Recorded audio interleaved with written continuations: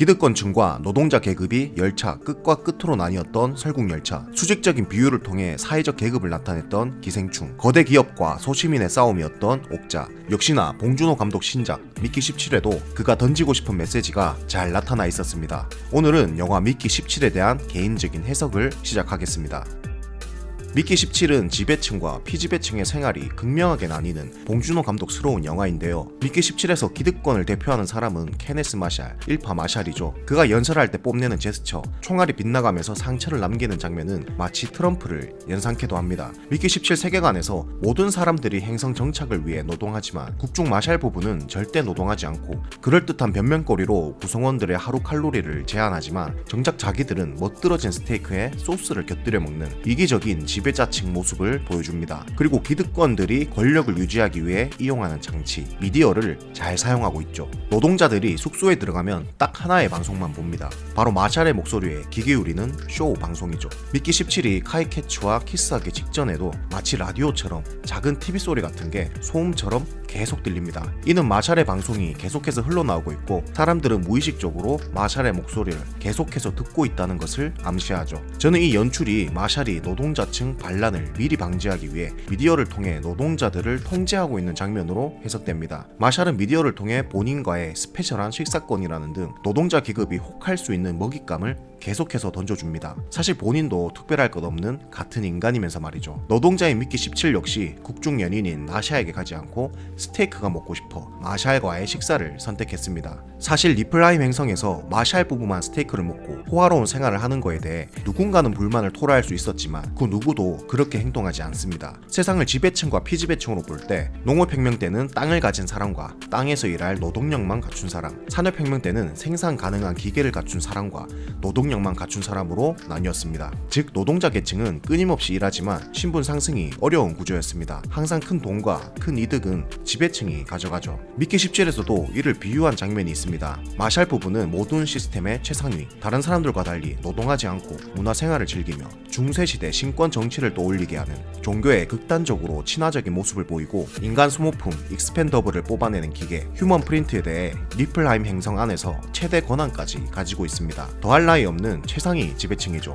그리고 그 휴먼 프린트에서 뽑혀나온 노동자가 미키입니다. 미키는 사람들을 대신해서 인권이 말살당한 채 끊임없이 희생하고 끊임없이 노동하죠. 말 그대로 노동자 계층에서도 최하위 계층입니다. 그러니 휴먼 프린트에서 태어난 최하위 계층 노동자 미키 18이 결말에서 최상위 지배층 마샬을 죽인 건 말 그대로 혁명을 뜻합니다. 그리고 이 혁명을 돕는 참된 언론인이 나타나죠. 지배층 한 명을 죽인다고 혁명이 완성되는 게 아닙니다. 그들이 지금까지 행한 악행들을 세상에 낱낱이 밝히는 역할이 필요하죠. 언론에 알리는 역할이 없다면 지배층을 죽인다 해도 시간이 지나면 또 다른 지배층이 재생산될 뿐입니다. 즉 지배층들이 두려워할 만한 피지배층 무기로 언론이 있는 것이죠. 그동안 리플라임에서는 마샬의 우월한 모습만 연출하여 방송했지만 마샬의 폭력적이고 부도덕하며 법을 어기는 마샬의 모습을 몰래 촬영한 사람이 있습니다. 덕분에 피지배층도 지배층 마샬과 대등하게 싸울 수 있는 무기를 얻게 되죠. 이때 대립구도를 보면 피지배층에는 아시아인들이,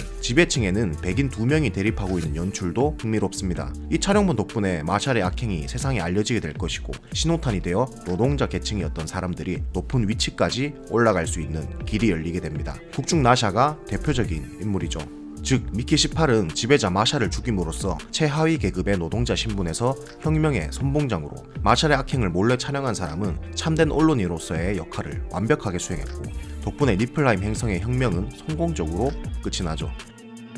지구라는 행성에서 벗어나 니플하임이라는 새로운 행성으로 이주를 계획 중인 인간들. 하지만 니플하임에는 이미 토착 생명체가 지키고 있습니다. 심지어 그들은 지성을 갖춘 생명체였죠. 이런 토착 생명체들을 단순히 위험 요인으로만 보고 학살을 준비하는 인간들. 하지만 이 행성의 토착 생명체들은 전쟁을 원하지 않습니다. 오히려 위험에 빠진 미키를 구해주기까지 하죠. 어떻게 보면 이들에게 있어서는 인간이 외계인이고 침략자입니다. 그들의 입장에서 인간들이 자신들의 행성을 빼앗으려 하는 악당들인 것이죠. 저는 이 스토리를 보고 미국, 아메리카의 원래 주인이었던 인디언들이 생각났습니다. 아메리카의 본래 주인이었던 인디언들은 백인 정착민들에 의해 쫓겨났고 이 과정에서 많은 이들이 죽었습니다. 현재의 미국은 원주민들의 피로 세운 국가죠. 나샤가 백인 지배층들을 향해 울분을 토하며 토착 생명체들을 대변하는 장면은 이 모든 상황을 함축적으로 폭발시킨 명장면입니다. 국중 일파마샬은 토착 생명체의 꼬리를 잘라 새빨간 소스를 만드는데 토착민이었던 인디언들을 무력으로 몰아내고 그 피위에 국가를 세운 현재의 미국에 대한 비판이 담긴 장면이 아닐까 싶습니다. 과정이 어떻든 맛있게 먹으면 되는 것 아니냐는 마샬 부부의 이기적인 생각을 비유로 말이죠. 이에 더해 일파가 토착 생명체의 꼬리로 만든 소스를 미키에게 권유하던 장면은 결국 너희도 인디언들의 피로 세워진 국가에서 누릴 거 누리고 살고 있으니 너 역시 나와 같은 사람임을 인정하라는 연출이 아닐까 싶습니다. 하지만 미키는 이를 마시지 않았죠. 그리고 결말에서 미키는 토착 생명체들과 함께 공생하며 평화롭게 살고 있는 모습을 보여줍니다. 봉준호 감독은 과거 백인 정착민들에게 이렇게 평화로운 방법도 있었다라는 걸 보여주고 싶었던 게 아닐까 싶네요. 이제 다시 영화를 보게 된다면 여러분들은 나샤가 울분을 토하며 토착 생명체들의 입장을 대변하는 장면에서 힘차게 고개를 끄덕이게 될 것입니다. 미키는 트라우마를 가지고 있습니다. 자신이 자동차의 빨간 버튼을 눌러 사고가 일어났고 어머니를 죽게 만들었다는 죄책감이죠. 하지만 사실 성장한 미키는 알고 있죠. 빨간 버튼이 아니라 자동차 자체의 결함이었고 미키 개인의 책임이 아니었다라는 걸. 미키가 죄책감을 가질 게 아니라 이 자동차를 만든 기업이 죄책감을 가졌어야 하죠. 사람은 살면서 안 좋은 일을 겪게 될 수 있습니다. 그리고 그 안 좋은 일을 본인의 책임으로 돌리는 안타까운 사람들이 있습니다. 개인의 실수가 아니라 사회 전반적인 흐름에 의해 더 큰 물결에 의해 부득이하게 나타나는 사회 전반적인 부작용도 본인이 무능력해서 일어난 일들이라고 자책하는 사람들에게 너무 개인의 탓이라 자책할 필요는 없음을 미키 17처럼 트라우마로 남겨둘지 말고 시스템에 맞서 싸워 극복하는 인생을 살았으면 좋겠다는 봉준호 감독의 메시지가 아니었나 싶습니다.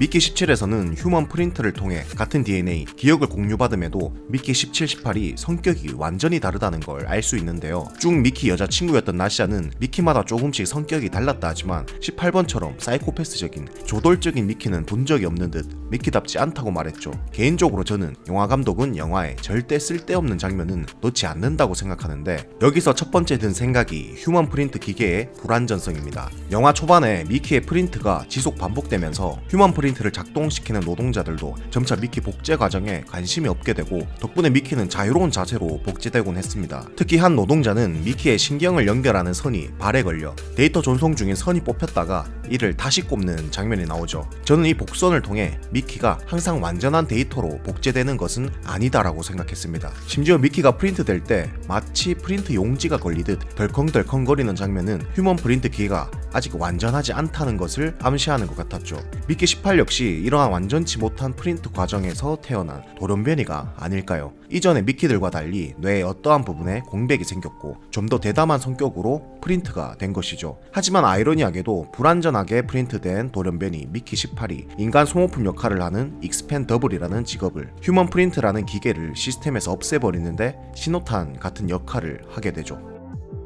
미키 세계관의 독특한 설정, 인간 소모품 익스펜더블, 죽는 게 직업인 미키를 두고 사람들은 항상 묻습니다. 죽는 건 어떤 느낌이냐고. What's it feel like to die? 사실상 불멸과도 같은 미키. 하지만 미키 1부터 시작해서 미키 17까지 모든 미키들은 죽음을 두려워합니다. 분명 불멸의 존재임에도 한낱 사람과도 같은 두려움을 보이죠.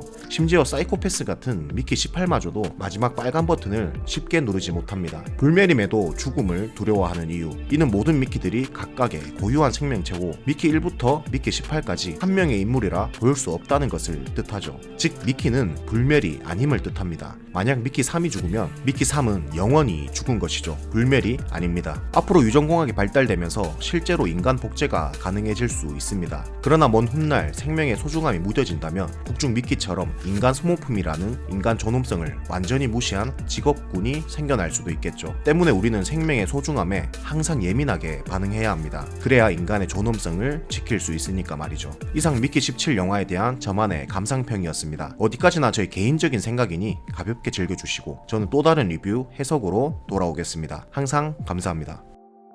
What's it feel like to die?